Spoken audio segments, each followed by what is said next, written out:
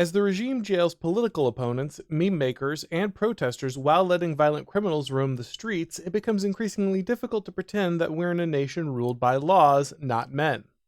Rule of law is understood as a bedrock principle in a constitutional republic, but it's become clear that many Western democracies, America included, have discarded this fundamental axiom.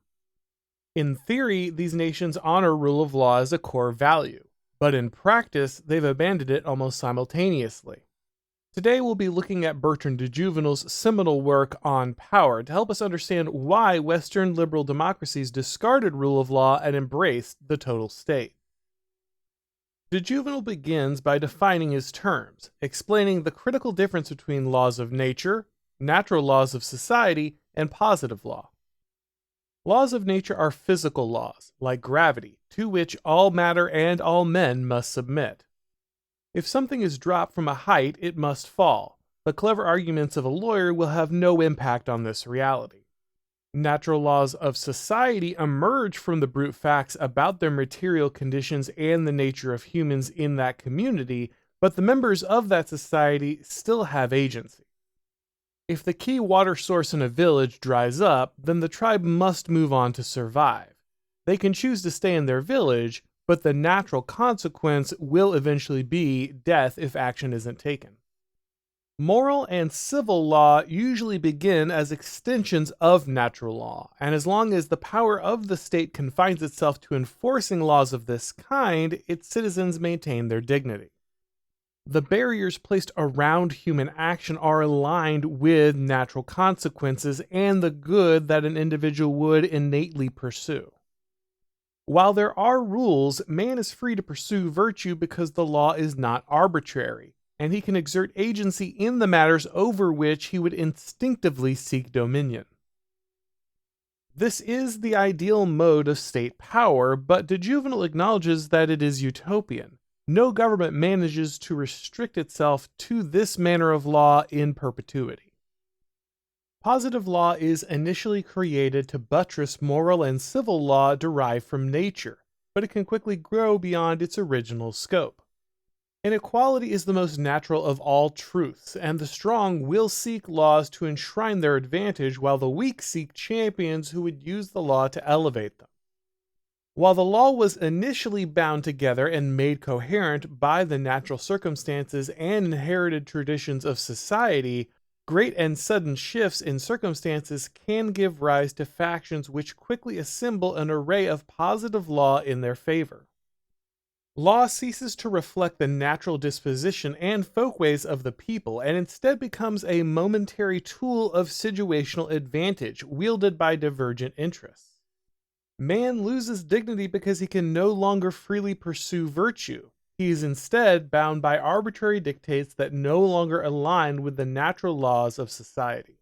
Did you feel it, guys? There's been a seismic shift in the legal system. An oppressive legal precedent in place since 1971 was recently overturned by the Supreme Court. The Americans who benefit the most are people of faith, so we need to get the word out. It happened because high school coach Joe Kennedy used to take a knee in prayer on the field after games, until praying in public got him fired. But now the legal precedent that got him fired is gone, and to celebrate that victory, the folks over at First Liberty Institute created the First Freedom Challenge. They want people to fill local stadiums and pray after the game, just like Coach Kennedy on his first game back, Friday, September 1st. Here are the 3 things that you can do to promote the First Freedom Challenge. 1. Sign up at rfia.org and commit to praying on September 1st. 2. Record a short video message challenging people to take a knee in prayer with Coach Kennedy. And 3. Share your video on social media. Let the world know that the freedoms intended by our founding fathers are back. Join me and take the First Freedom Challenge. Sign up at rfia.org. That's rfia.org. De Jouvenel does not dismiss the plight of the dispossessed, claiming that they often hold legitimate grievances against social ills caused by times of massive upheaval, where those who hold power take advantage of instability. Positive legislation is often called upon to adjust the social framework when rapid change takes place. No social reality can remain forever static, and change must inevitably come.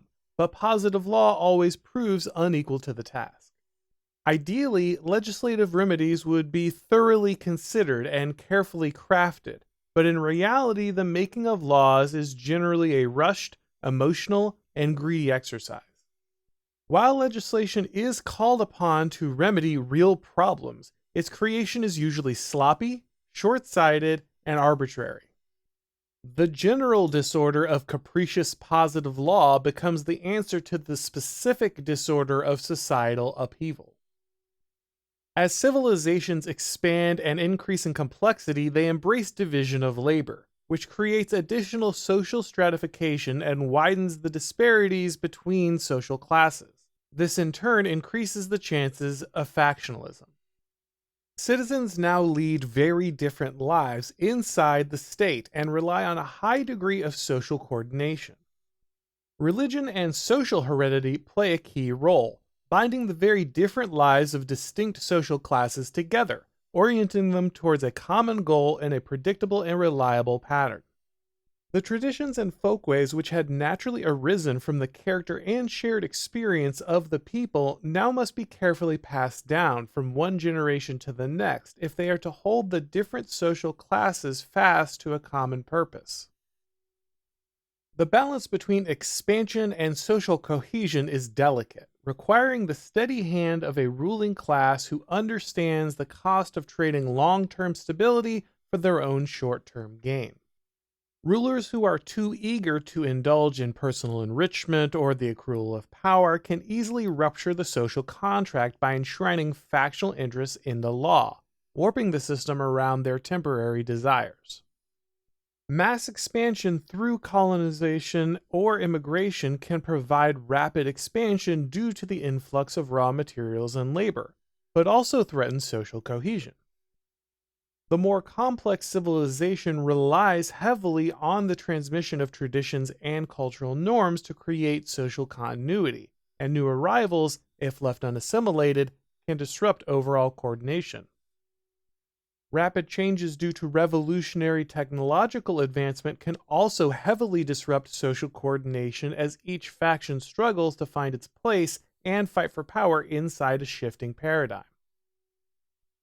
No set of laws can predict everything, and during times of civilizational upheaval, circumstances will arise that demand new patterns of social coordination over which no body of law yet rules. This is when deeply ingrained values and traditions are most critical, because decisions are made rapidly and informally without significant deliberation. If the people have a strong common morality, then the behavior of leaders will be constrained, even during these times of exception. But if not, leaders can use these moments of instability to ensure advantage for themselves or their social faction. De Jouvenel says, quote, "It belongs to the creators of the new conditions, to the innovating elites, guided to the extent needed by the spiritual authorities, to create the code of behavior and the concepts of right conduct which are needed to harmonize the new function with the order of society. These innovating elites must consider, while innovating, the personnel whom they attract, and make ready for their reception frameworks of morals as well as the raw materials of their work. Each function, in a word, has its law of chivalry and its duty of leadership. In the social movement of today, the innovators have neither elaborated these laws nor been conscious of these duties." End quote. The elites may set these rules in times of rapid change, but due to the slow destruction of a shared culture and moral vision, they fail to recognize their social responsibilities.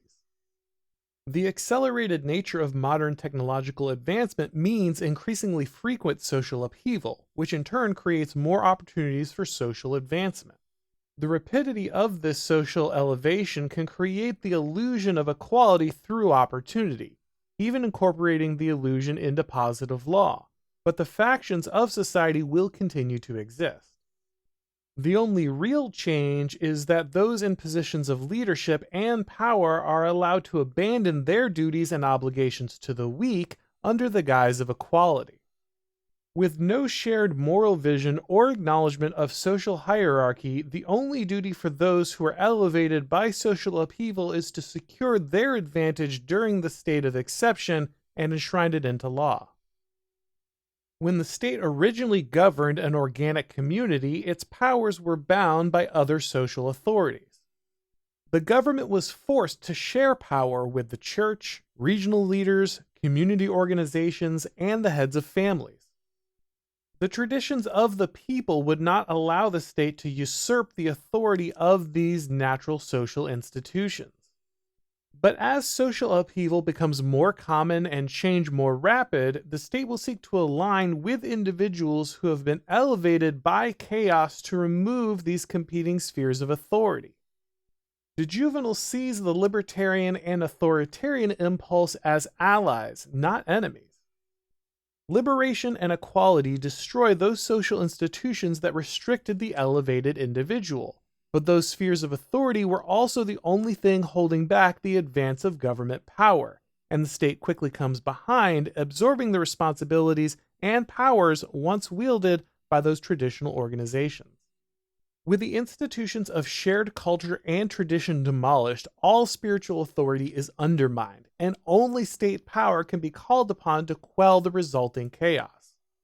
The structure of social duties which arose from natural law have collapsed from the top down, and the state must claim total power over what has previously been an organic network of distributed social authority if it's to restore order. Without shared religion or folkways, only mass propaganda can be used to install what is now an alien belief system into a population that can find no other way to generate social coordination. Rule of law falls, and the total state is born. Thanks for watching, guys. If you enjoyed this video, go ahead and click like, and if you haven't subscribed yet, now is a great time to do so. If you'd like to get these broadcasts as podcasts, make sure that you subscribe to the Auron MacIntyre Show on your favorite podcast platform, and when you do that, please leave a rating or a review. It really helps with the algorithm magic.